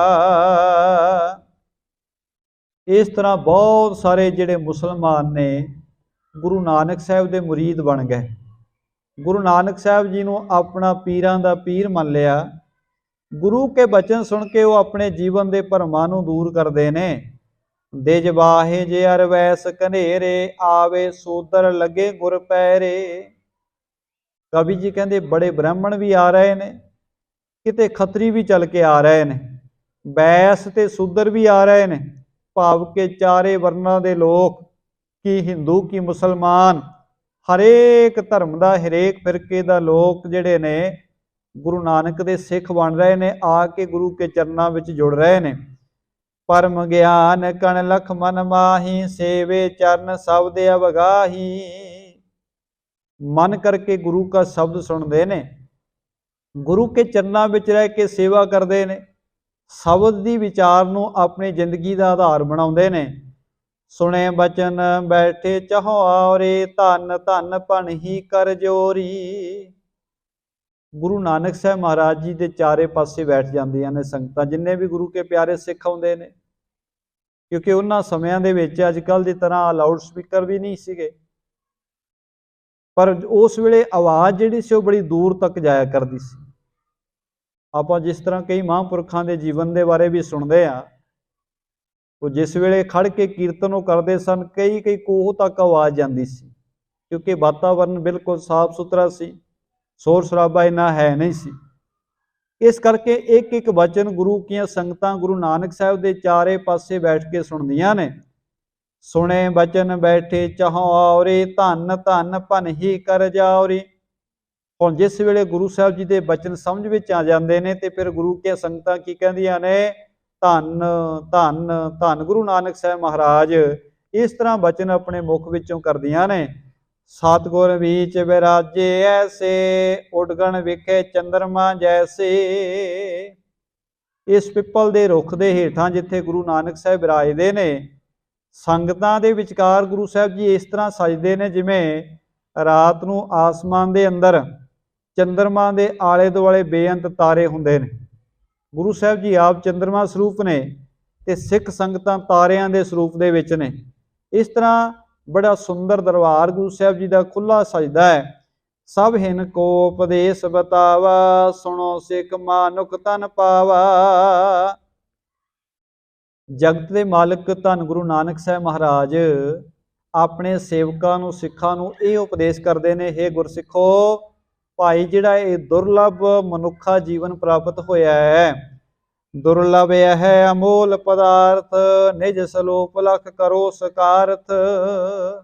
महाराज वचन करते ने, गुरसिखो ये जीवन बड़ा दुर्लभ है। दुर्लभ का भाव हुंदा है जिहदी जिहड़ा दोबारा किते मिलण वाला ना होवे, जिहदी कोई कीमत ना पाई जा सकती होवे। आपां संसार विच वेखदे ही हां, ਜਿੰਨਾ ਚਿਰ ਬੰਦੇ ਦੇ ਸਾਹ ਚੱਲਦੇ ਨੇ, ਇਹ ਵਾਹਿਗੁਰੂ ਦੀ ਕਿਰਪਾ ਨਾਲ ਚੱਲਦੇ ਨੇ। ਤੇ ਜੇ ਕਿਤੇ ਸਾਹ ਖਤਮ ਹੋ ਜਾਣ ਤੇ ਬੰਦਾ ਕਵੇ ਜੀ ਸਾਰੀ ਦੁਨੀਆ ਦੇ ਪੈਸੇ ਇਕੱਠੇ ਕਰਕੇ ਲਿਆ ਦਿਓ, ਇਹ ਬੰਦੇ ਦੇ ਵਿੱਚ ਸਾਹ ਹੀ ਪਾ ਦਿਓ, ਤੇ ਦੋ ਸਾਹ ਵੀ ਨਹੀਂ ਕਿਤੋਂ ਮਿਲਦੇ। ਇਹ ਆਪਾਂ ਪ੍ਰਤੱਖ ਉਦਾਹਰਨਾਂ ਤਾਂ ਆਪਾਂ ਸਮੇਂ ਵਿੱਚ ਦੇਖ ਹੀ ਚੁੱਕੇ ਹਾਂ। ਅੱਜ ਜਿਸ ਵੇਲੇ ਆ ਬਿਮਾਰੀ ਫੈਲੀ ਸੀ, ਲੋਕੀ ਲੱਖਾਂ ਰੁਪਏ ਚੁੱਕੀ ਫਿਰਦੇ ਸਨ, ਸਾਨੂੰ ਸਾਹ ਹੀ ਦੇ ਦਿਓ, ਆਕਸੀਜਨ ਦੇ ਦਿਓ, ਸਾਡੀ ਜਾਨ ਬਚਾ ਲਓ। ਲੱਖਾਂ ਰੁਪਏ ਲੋਕਾਂ ਦੇ ਧਰੇ ਧਰਾਏ ਰਹਿ ਗਏ ਤੇ ਕੰਮ ਨਹੀਂ ਕਿਸੇ ਦੇ ਆਏ। ਸਾਹ ਨਹੀਂ ਕੋਈ ਦੇ ਸਕਿਆ। ਜਿਹੜੇ ਪ੍ਰਾਣ ਨੇ, ਜਿਹੜੇ ਸਵਾਸ ਨੇ, ਕਿਤੋਂ ਨਹੀਂ ਮਿਲੇ। ਤੇ ਵੈਸੇ ਜੇ ਜੀਵਨ ਦੇਖੀਏ, ਸਾਡਾ ਸਰੀਰ ਜਿਹੜਾ ਹੈ, ਬੰਦਾ ਕਹਿੰਦਾ ਜੀ ਰੱਬ ਨੇ ਕੁਝ ਨਹੀਂ ਦਿੱਤਾ। ਜੇ ਰੱਬ ਨੇ ਕੁਝ ਨਹੀਂ ਦਿੱਤਾ ਤੇ ਬੰਦੇ ਨੂੰ ਕਹੋ ਭਾਈ ਰੱਬ ਦਾ ਦਿੱਤਾ ਤਾਂ ਤੇਰੇ ਕੋਲ ਕੁਝ ਨਹੀਂ, ਤੇਰੇ ਕੋਲ ਤਾਂ ਹੈ ਹੀ ਕੁਝ ਨਹੀਂ, ਤਾਂ ਇਸ ਤਰ੍ਹਾਂ ਕਰ ਆਪਣੀ ਅੱਖਾਂ ਹੀ ਦੇ ਦੇ। ਤੇ ਕੋਈ ਵੀ ਬੰਦਾ ਆਪਣੀ ਅੱਖਾਂ ਦੇਣ ਵਾਸਤੇ ਤਿਆਰ ਨਹੀਂ, ਕਹਿੰਦਾ ਅੱਖਾਂ ਤਾਂ ਬੜੀਆਂ ਕੀਮਤੀ ਨੇ, ਜੇ ਅੱਖਾਂ ਹੀ ਦੇ ਦਿੱਤੀਆਂ ਤੇ ਮੈਂ ਵੇਖਾਂਗਾ ਕਿਵੇਂ। ਇੱਕ ਇੱਕ ਚੀਜ਼ ਜਿਹੜੀ ਸਰੀਰ ਵਿੱਚ ਵੀ ਵਾਹਿਗੁਰੂ ਨੇ ਲਾਈ ਹੈ, ਇਹ ਵੀ ਬੜੀ ਅਮੋਲਕ ਹੈ। ਇਹ ਦੁਨੀਆ ਵਿੱਚ ਜਿਨ੍ਹਾਂ ਨੇ ਪਤਾ ਹੈ, ਜਿਨ੍ਹਾਂ ਨੂੰ ਸਰੀਰ ਦਾ ਅੰਗ ਕੋਈ ਚੇਂਜ ਕਰਨਾ ਪੈ ਜਾਵੇ, ਕਿੰਨਾ ਵੱਡਾ ਵੱਡਾ ਖਰਚਾ ਕਰਨਾ ਪੈਂਦਾ ਹੈ। ਤੇ ਜਿਹੜਾ ਕੁਦਰਤ ਨੇ ਬਣਾਇਆ ਉਸ ਵਰਗਾ ਉਹ ਬਣਦਾ ਵੀ ਦੁਬਾਰਾ ਹੈ ਨਹੀਂ, ਭਾਵੇਂ ਅਸੀਂ ਕਿੰਨਾ ਹੀ ਜ਼ਿਆਦਾ ਯਤਨ ਕਰ ਲਈਏ। ਇਸ ਕਰਕੇ ਜਿਹੜਾ ਜੀਵਨ ਹੈ, ਇਹ ਸਰੀਰ ਵੀ ਬੜਾ ਕੀਮਤੀ ਹੈ ਤੇ ਮਨੁੱਖਾ ਜੀਵਨ ਤਾਂ ਅਮੋਲਕ ਹੈ, ਇਹਦਾ ਕੋਈ ਮੁੱਲ ਨਹੀਂ। ਬੰਦੇ ਨੂੰ ਕਹੇ ਤੈਨੂੰ ਇੰਨੇ ਜ਼ਿਆਦਾ ਪੈਸੇ ਦੇ ਦਿੰਦੇ ਆ, ਆਪਣੇ ਸਰੀਰ ਦਾ ਇਹ ਅੰਗ ਦੇ ਦੇ, ਬੰਦਾ ਦੇਣ ਵਾਸਤੇ ਤਿਆਰ ਨਹੀਂ ਹੁੰਦਾ। ਇਸ ਕਰਕੇ ਗੁਰੂ ਨੇ ਕਿਹਾ ਇਹ ਇਸ ਕਰਕੇ ਵੱਡਾ ਅਮੁੱਲਕ ਹੈ ਕਿਉਂਕਿ ਇਸ ਜੀਵਨ ਦੇ ਵਿੱਚ ਅਸੀਂ ਬੰਦਗੀ ਕਰ ਸਕਦੇ ਹਾਂ। ਜੀਵਨ ਤਾਂ ਹੋਰਾਂ ਜੀਵਾਂ ਦੇ ਵੀ ਹੈਗੇ ਨੇ। ਹਰੇਕ ਜੀਵ ਸੰਸਾਰ ਤੇ ਸਾਹ ਵੀ ਲੈ ਰਿਹਾ ਹੈ, ਭੋਜਨ ਵੀ ਖਾ ਰਿਹਾ ਹੈ, ਬਾਕੀ ਜੀਵਾਂ ਦੇ ਬੱਚੇ ਵੀ ਹੁੰਦੇ ਨੇ। ਜੀਵਨ ਤਾਂ ਉਹਨਾਂ ਕੋਲ ਵੀ ਹੈ, ਪਰ ਇਹ ਦੁਰਲਭ ਇਸ ਕਰਕੇ ਹੈ ਕਿਉਂਕਿ ਇਸ ਜੀਵਨ ਵਿੱਚ ਵਾਹਿਗੁਰੂ ਨੇ ਮੱਤ ਦਿੱਤੀ ਹੈ, ਸਾਨੂੰ ਸੋਚ ਵਿਚਾਰ ਦਿੱਤੀ ਹੈ। ਅਸੀਂ ਸੋਚ ਸਕਦੇ ਹਾਂ, ਰੋਜ਼ ਨਵਾਂ ਸੋਚਦੇ ਹਾਂ। ਆਪਾਂ ਵੇਖਦੇ ਹੀ ਹਾਂ, ਜਦੋਂ ਅਸੀਂ ਸਾਇੰਸ ਨੂੰ ਪੜ੍ਹਦੇ ਹਾਂ, ਉਹ ਕਹਿੰਦੇ ਜਿਹੜਾ ਕੁੱਤਾ ਹੈ ਨਾ, ਕੁੱਤਾ ਸਾਡੇ ਨਾਲ ਦਾ ਭਾਵ ਹੈ ਬੰਦੇ ਨਾਲ ਬੜੇ ਸਦੀਆਂ ਤੋਂ ਚੱਲਿਆ ਆ ਰਿਹਾ। ਇਹ ਬੰਦੇ ਦੇ ਨਾਲ ਇਹਦੀ ਮਿੱਤਰਤਾ ਬਹੁਤ ਸਦੀਆਂ ਤੋਂ ਹੈ, ਬਹੁਤ ਕਰੋੜਾਂ ਸਾਲਾਂ ਤੋਂ ਬੰਦੇ ਦੇ ਨਾਲ ਹੀ ਕੁੱਤਾ ਤੁਰਿਆ ਆਉਂਦਾ ਹੈ। ਪਰ ਕੁੱਤੇ ਦੇ ਕੋਲ ਇੱਕੋ ਹੀ ਗੁਣ ਹੈ ਜਿਹੜਾ ਕੁਦਰਤ ਨੇ ਉਹਨੂੰ ਦਿੱਤਾ, ਵਫਾਦਾਰੀ ਦਾ। ਕੁੱਤਾ ਤੁਰਿਆ ਤਾਂ ਨਾਲ ਹੀ ਆ ਰਿਹਾ ਸਦੀਆਂ ਤੋਂ, ਪਰ ਉਹਦੇ ਜੀਵਨ ਵਿੱਚ ਵਿਕਾਸ ਕੋਈ ਨਹੀਂ। ਇਹ ਨਹੀਂ ਹੋਇਆ ਕਿ ਫਲਾਣੇ ਦਾ ਕੁੱਤਾ ਬੋਲਣ ਲੱਗ ਪਿਆ ਹੋਵੇ, ਫਲਾਣੇ ਦਾ ਕੁੱਤਾ ਹੁਣ ਪੜ੍ਹਨ ਲੱਗ ਪਿਆ ਹੋਵੇ। ਨਹੀਂ, ਜਿਸ ਤਰ੍ਹਾਂ ਦਾ ਉਹਨੂੰ ਰੱਬ ਨੇ ਸਦੀਆਂ ਪਹਿਲਾਂ ਬਣਾਇਆ ਸੀ ਉਸੇ ਤਰ੍ਹਾਂ ਦਾ ਹੀ ਹੈ। ਜਿੰਨਾ ਕੁ ਉਹਨੂੰ ਦਿੱਤਾ ਸੀ ਉੱਥੇ ਹੀ ਖੜਾ ਹੈ। ਦੂਜੇ ਪਾਸੇ ਆਪਣਾ ਵੇਖ ਲਈਏ, ਅਸੀਂ ਬਹੁਤਾ ਪਿੱਛੇ ਨਾ ਜਾਈਏ, ਆਪਣੇ ਦਾਦਾ ਦਾਦੀ ਨੂੰ ਵੇਖੀਏ ਤੇ ਅੱਜ ਦੇ ਆਪਣੇ ਬੱਚਿਆਂ ਨੂੰ ਵੇਖੀਏ, ਤੇ ਸਾਡੀ ਸੋਚ ਵਿੱਚ ਕਿੱਥੇ ਤੱਕ ਅੰਤਰ ਆ ਗਿਆ। ਸਾਡੀ ਸੋਚ ਜਿਹੜੀ ਹੈ, ਬੰਦੇ ਦਾ ਦਿਮਾਗ ਅੱਗੇ ਦੀ ਅੱਗੇ ਨਵੇਂ ਤੋਂ ਨਵਾਂ ਕੋਈ ਸੋਚੀ ਜਾ ਰਿਹਾ ਹੈ। ਇਹ ਬੜੀ ਅਮੋਲਕ ਦਾਤ ਵਾਹਿਗੁਰੂ ਨੇ ਦਿੱਤੀ ਹੈ, ਜਿਹੜੀ ਮੱਤ ਦਿੱਤੀ ਹੈ ਬੰਦੇ ਨੂੰ, ਜਿਹੜੀ ਸੋਚਣ ਦੀ ਸਮਰੱਥਾ ਦਿੱਤੀ ਹੈ, ਬੋਲਣ ਦੀ ਸਮਰੱਥਾ ਦਿੱਤੀ ਹੈ। ਲੱਖਾਂ ਜੀਵ ਨੇ ਕੁਦਰਤ ਦੇ ਵਿੱਚ, ਪਰ ਜਿੰਨਾ ਕੁ ਉਹਨਾਂ ਨੂੰ ਦਿੱਤਾ ਹੈ, ਅੱਜ ਤੋਂ ਸਦੀਆਂ ਪਹਿਲਾਂ ਜਿੱਥੇ ਖੜੇ ਸਨ, ਅੱਜ ਵੀ ਉਹਨਾਂ ਦਾ ਸੁਭਾਅ ਹੀ ਹੈ। ਆ ਕੀੜੀਆਂ ਆਪਾਂ ਵੇਖਦੇ ਹਾਂ, ਜਿਹੜੀਆਂ ਕੀੜੀਆਂ ਨੇ, ਸਦੀਆਂ ਪਹਿਲਾਂ ਵੀ ਉਹੀ ਕੰਮ ਕਰਦੀਆਂ ਸੀ, ਅੱਜ ਵੀ ਕਰ ਰਹੀਆਂ ਨੇ। ਪਸ਼ੂ ਪੰਛੀ ਨੇ, ਜਿੰਨੇ ਵੀ ਜੀਵ ਆਪਾਂ ਵੇਖਦੇ ਹਾਂ, ਉਹਨਾਂ ਦੇ ਜੀਵਨ ਵਿੱਚ ਜੋ ਇੱਕ ਵਾਰੀ ਵਾਹਿਗੁਰੂ ਨੇ ਦੇ ਦਿੱਤਾ, ਬਸ ਉੱਥੇ ਹੀ ਖੜੇ ਨੇ। ਪਰ ਬੰਦੇ ਨੇ ਜੀਵਨ ਵਿੱਚ ਬਹੁਤ ਕੁਝ ਨਵਾਂ ਸਿੱਖ ਲਿਆ ਹੈ ਤੇ ਰੋਜ਼ ਨਵਾਂ ਸਿੱਖ ਰਿਹਾ ਹੈ। ਇਹਦੀ ਸਮਰੱਥਾ ਵਾਹਿਗੁਰੂ ਨੇ ਪਤਾ ਨਹੀਂ ਕਿੰਨੀ ਕੁ ਅੱਗੇ ਵਧਾਈ ਹੈ। ਆਪਾਂ ਵੇਖਦੇ ਹਾਂ ਅੱਗੇ ਦੀ ਅੱਗੇ ਕਿੰਨੀਆਂ ਖੋਜਾਂ ਬੰਦੇ ਦਾ ਦਿਮਾਗ ਕਰੀ ਜਾਂਦਾ ਹੈ। ਆਪਣੇ ਜੀਵਨ ਵਾਸਤੇ ਦੁੱਖਦਾਈ ਚੀਜ਼ਾਂ ਵੀ ਪੈਦਾ ਕਰੀ ਜਾਂਦਾ ਹੈ ਤੇ ਸੁਖਦਾਈ ਵੀ ਪੈਦਾ ਕਰੀ ਜਾਂਦਾ। ਇਹ ਸੋਚ ਜਿਹੜੀ ਹੈ, ਜਿਹੜੀ ਵਿਚਾਰ ਜਿਹੜੀ ਹੈ, ਵਾਹਿਗੁਰੂ ਦੀ ਦਿੱਤੀ ਹੋਈ ਇਹ ਸੋਚ ਬੜੀ ਅਮੁੱਲਕ ਹੈ। ਹੁਣ ਇਹ ਜੀਵਨ ਦੁਰਲਭ ਕਿਉਂ ਹੈ? ਕਿਉਂਕਿ ਇਸ ਮੱਤ ਦੀ ਵਰਤੋਂ ਕਰਕੇ ਅਸੀਂ ਵਾਹਿਗੁਰੂ ਦੇ ਗੁਣ ਗਾ ਸਕਦੇ ਹਾਂ ਤੇ ਪ੍ਰਮਾਤਮਾ ਜੀ ਦੇ ਨਾਲ ਨੇੜਤਾ ਪ੍ਰਾਪਤ ਕਰ ਸਕਦੇ ਹਾਂ, ਜੇ ਕਰਨਾ ਚਾਹੀਏ ਤਾਂ। ਗੁਰੂ ਕੀ ਬਾਣੀ ਦੇ ਵੀ ਬਚਨ ਨੇ ਤੇ ਭਾਈ ਗੁਰਦਾਸ ਜੀ ਦੇ ਵੀ ਬਚਨ ਨੇ। ਕਹਿੰਦੇ ਇਹ ਜੀਵਨ ਦੁਰਲਭ ਹੈ, ਪਰ ਤਾਂ ਜੇ ਗੁਰੂ ਕੇ ਚਰਨਾਂ ਵਿੱਚ ਜੁੜਿਆ ਹੋਵੇ। ये सिर दुर्लभ है, बड़ा अमोलक है, पर जे गुरु के चरणों विच झुके, ये हथ चंगे ने, अमोलक ने, पर जे हत्थां नाल बंदा चंगे काम करे, जे बंदे ने जीवन विच माड़े काम ही करने ने ते बंदे तो वड्डा पशु भी कोई नहीं। जे बुरे काम ही करने ने, हुण पशुआं नूं तां असीं चलो वैसे पशु कह दिता, पर जिउंदा जागदा अकलवान बंदा जदों माड़े काम करदा, जिन्हों अकल भी है, तो उन्होंने पशुओं तो भी बदतर भी गया है। गुरु साहब के बचन पढ़ते ना, पेट भरियो पशुआ ज्यों सोयो, मनुख जन्म है हारियो। कहते खा पी के कला सौ गया तो कुछ जिंदगी च खटिया कमाया नहीं, भाव के कोई शुभ कर्म नहीं किया, बंदगी नहीं की, ते जीवन हार लिया जिंदगी दे विच। ये जीवन दुर्लभ तां है जे इस जीवन विचों वाहिगुरू परमात्मा जी के गुण गाए जाण, वाहिगुरू परमात्मा की सिफत सलाह की जाए, नहीं तो इस जीवन नूं पशुओं तो बदतर लिखिया है। ते गुरु साहब जी इत्थे समझाउंदे ने, जिहड़ा भी गुरु का सिख गुरु के चरणों विच आउंदा है, कहंदे दुर्लभ है अमोल पदार्थ, निज स्वरूप लख करो सकारथ। ये बड़ा जीवन दुर्लभ है, इस जीवन विच अपने निज स्वरूप की पहचान करिए, अंतरात्मे जुड़िए, उस वाहिगुरू परमात्मा जी नाल सांझ बनाइए। बेसियन सुख सब जोनन माही, एक विचार नर तन बिन नाही। गुरु साहब समझाउंदे ने कि विषयां दे सुख तां सारियां जूनां विच हैगे ने। खाण पीण दा किसी पशु नूं भी चंगा हरा चारा पा दिओ, वो भी खास खुश होके खांदा, वो भी फुंकारे मारदा है, ਉਹਨੂੰ भी खाण विचों आनंद तां ਉਹਨੂੰ भी आउंदा है। विषयां दे सुख तां बाकी जूनां विच भी हैगे ने, पर बंदा तां अमोलक है क्योंकि इहदे कोल सोच विचार ते ज्ञान है, ते जिहड़ी सोच ते ज्ञान है ये मनुखा शरीर तो बिना किसी होर जून विच प्राप्त नहीं हुंदा। होर जीवन दे विच जाके भावें किन्ना ही कोई कुत्ते असीं घरां विच रख लिया, अजकल कुत्ते एसियां च रहिंदे ने, महंगियां गड्डियां सफर करते हैं, सहूलत तो वह भी मान रहे हैं, पर वो कदे बंदगी नहीं कर सकते। बंदगी केवल मनुख ही कर सकता है, ज्ञान केवल मनुख नूं ही वाहिगुरू ने दिता है। और मैं इस विद करो विचारन, को मैं हाँ को जग को कारण।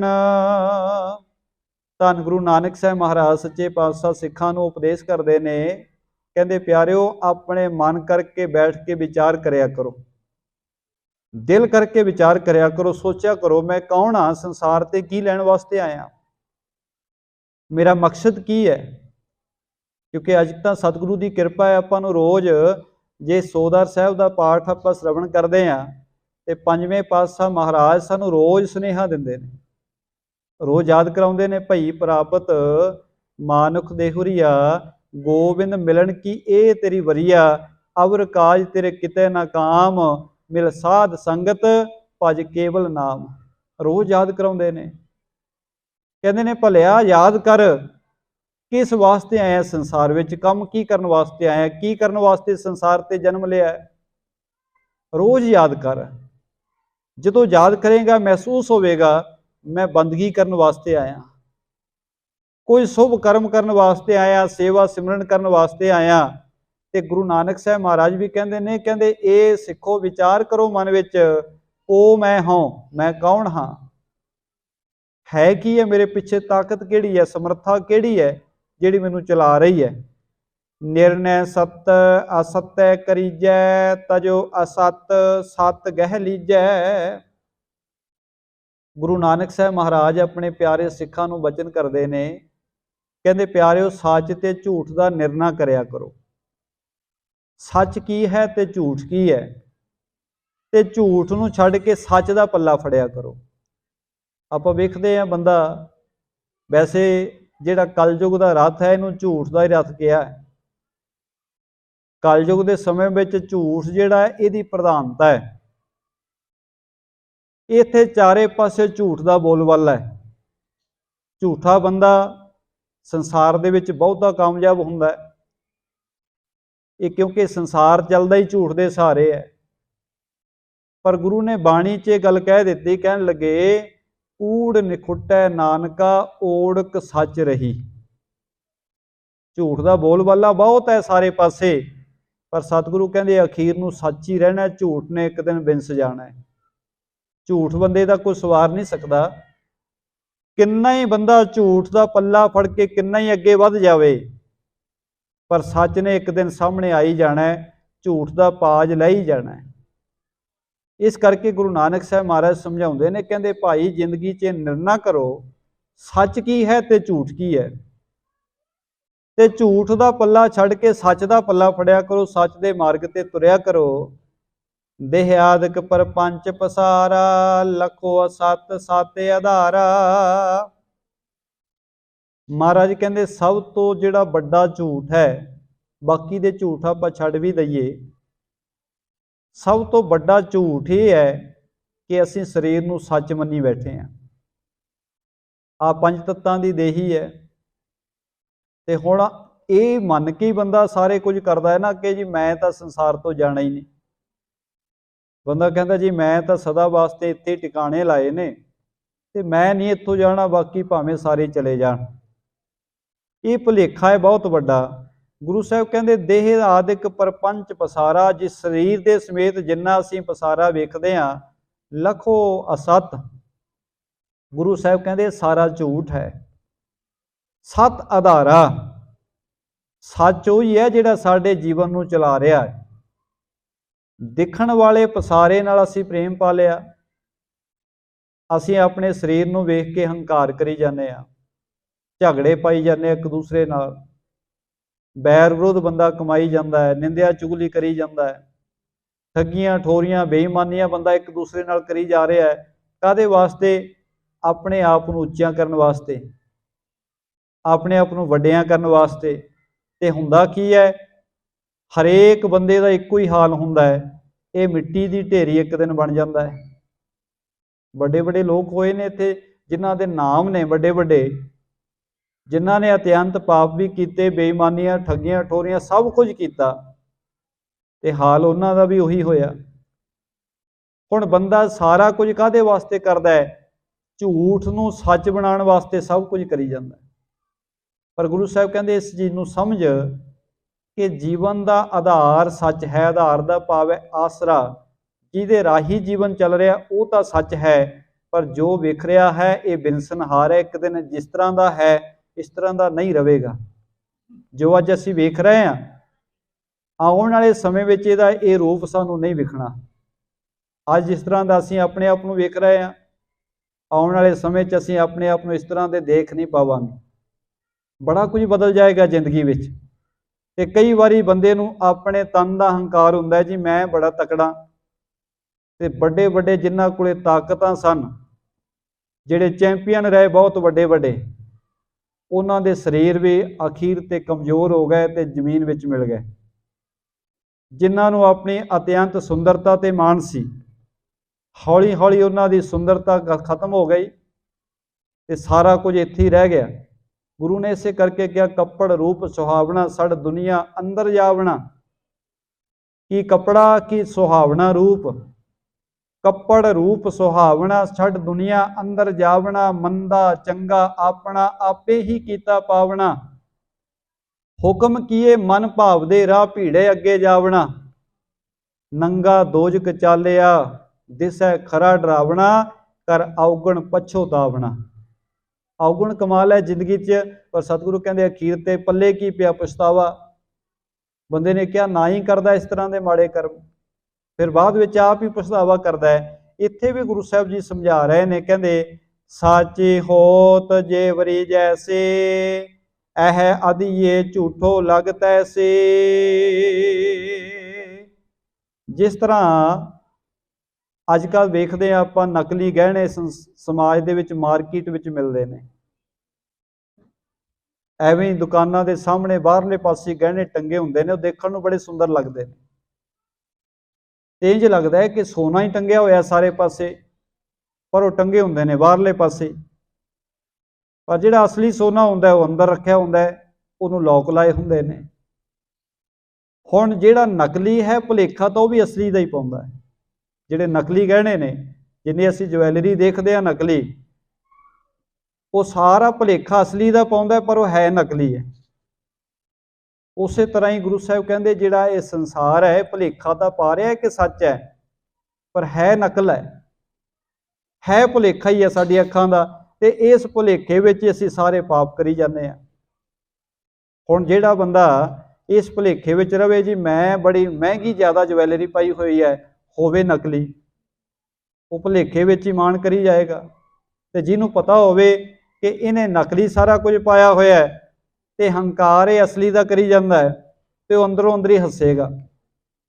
ਉਸੇ ਤਰ੍ਹਾਂ ਹੀ ਸਾਡਾ ਜੀਵਨ ਹੈ, ਅਸੀਂ ਸਾਰੇ ਝੂਠ ਦੇ ਪਸਾਰੇ ਵਿੱਚ ਹੀ ਬੈਠੇ ਹਾਂ, ਪਰ ਇਹਦਾ ਅਸਲੀ ਹੋਣ ਦਾ ਭਰਮ ਪਾਲਿਆ ਹੋਇਆ ਹੈ। ਜਿਹਨੂੰ ਸੱਚ ਦਾ ਪਤਾ ਹੈ ਉਹ ਹੱਸਦਾ, ਕਹਿੰਦਾ ਇਹ ਬੰਦੇ ਨੂੰ ਪਤਾ ਹੀ ਨਹੀਂ ਕਿ ਇੱਥੋਂ ਸਭ ਕੁਝ ਛੱਡ ਕੇ ਚਲਾ ਜਾਣਾ ਇੱਕ ਦਿਨ। ਗੁਰੂ ਸਾਹਿਬ ਜੀ ਕਹਿੰਦੇ ਨੇ ਹੰਤਾ ਮਮਤਾ ਏਉ ਲਖ ਤਿਆਗੋ, ਨਿਜ ਸਰੂਪ ਸਨਮੁਖ ਨਰਾਗੋ। ਹਉਮੈ ਤੇ ਮਮਤਾ ਨੂੰ ਤਿਆਗ ਦਈਏ, ਕਿਉਂਕਿ ਹੰਕਾਰ ਵੀ ਨਾਲ ਨਹੀਂ ਰਹਿਣਾ। ਵੱਡੇ ਵੱਡੇ ਹੰਕਾਰੀ ਜ਼ਮੀਨ ਤੇ ਮਿਟ ਗਏ, ਤੇ ਸਤਿਗੁਰੂ ਕਹਿੰਦੇ ਆਪਣੇ ਨਿਜ ਸਰੂਪ ਦੇ ਨਾਲ ਦਰਸ਼ਨ ਕਰੀਏ ਕਿ ਮੇਰੇ ਅੰਦਰ ਪ੍ਰਮਾਤਮਾ ਵਸਿਆ ਹੈ, ਤੇ ਉਸ ਮਾਲਕ ਨਾਲ ਸਾਂਝ ਬਣਾਈਏ। ਇਸ ਤਰ੍ਹਾਂ ਧੰਨ ਗੁਰੂ ਨਾਨਕ ਸਾਹਿਬ ਸੱਚੇ ਪਾਤਸ਼ਾਹ ਜਗਤ ਦੇ ਮਾਲਕ ਸਤਿਗੁਰੂ ਕਰਤਾਰਪੁਰ ਸਾਹਿਬ ਦੀ ਪਾਵਨ ਧਰਤੀ ਤੇ ਉਸ ਪਿੱਪਲ ਦੇ ਰੁੱਖ ਦੇ ਹੇਠਾਂ ਬੈਠ ਕਰਕੇ ਸੰਗਤਾਂ ਨੂੰ ਸੱਚ ਦਾ ਗਿਆਨ ਦ੍ਰਿੜ ਕਰਵਾਉਂਦੇ ਨੇ, ਭਰਮਾਂ ਵਿੱਚੋਂ ਕੱਢਦੇ ਨੇ, ਸੱਚ ਦਾ ਗਿਆਨ ਕਰਾਉਂਦੇ ਨੇ। ਤੇ ਅੱਜ ਵੀ ਗੁਰੂ ਨਾਨਕ ਸਾਹਿਬ ਮਹਾਰਾਜ ਰੱਬੀ ਬਾਣੀ ਦੇ ਰਾਹੀਂ ਸਾਨੂੰ ਭਰਮਾਂ ਵਿੱਚੋਂ ਕੱਢਦੇ ਨੇ। ਪਰ ਗੁਰੂ ਕਾ ਸਿੱਖ ਪ੍ਰੇਮ ਨਾਲ ਜੇ ਸੁਣ ਲਵੇ ਤਾਂ ਜੀਵਨ ਦਾ ਭਲਾ ਹੈ, ਨਹੀਂ ਤਾਂ ਜੀਵਨ ਦੇ ਵਿੱਚ ਬੰਦਾ ਝੂਠ ਵਿਕਾਰਾਂ ਵਿੱਚ ਫਸਿਆ ਹੋਇਆ। ਗੁਰੂ ਕੀ ਬਾਣੀ ਦੇ ਅਨੁਸਾਰ ਰਾਤ ਗਵਾਈ ਸੋਏ ਕੈ, ਦਿਵਸ ਗਵਾਇਆ ਖਾਏ, ਹੀਰੇ ਜੈਸਾ ਜਨਮ ਹੈ, ਕੌਡੀ ਬਦਲੇ ਜਾਏ। ਫਿਰ ਤਾਂ ਜੀਵਨ ਕੌਡੀਆਂ ਦੇ ਭਾਅ ਚਲਾ ਹੀ ਜਾ ਰਿਹਾ ਹੈ। ਗੁਰੂ ਸਾਹਿਬ ਕਿਰਪਾ ਕਰਨ ਸਾਨੂੰ ਇਸ ਜੀਵਨ ਦੀ ਸਮਝ ਆ ਸਕੇ, ਇਸ ਜੀਵਨ ਦੀ ਕੀਮਤ ਨੂੰ ਜਾਣਦਿਆਂ ਹੋਇਆਂ ਨੂੰ ਅਸੀਂ ਸਫਲਾ ਕਰ ਸਕੀਏ, ਗੁਰੂ ਕੀ ਰਹਿਮਤ ਦੇ ਪਾਤਰ ਬਣ ਸਕੀਏ ਜੀ। ਇੰਨੀਆਂ ਬੇਨਤੀਆਂ ਪ੍ਰਵਾਨ ਕਰਨੀਆਂ।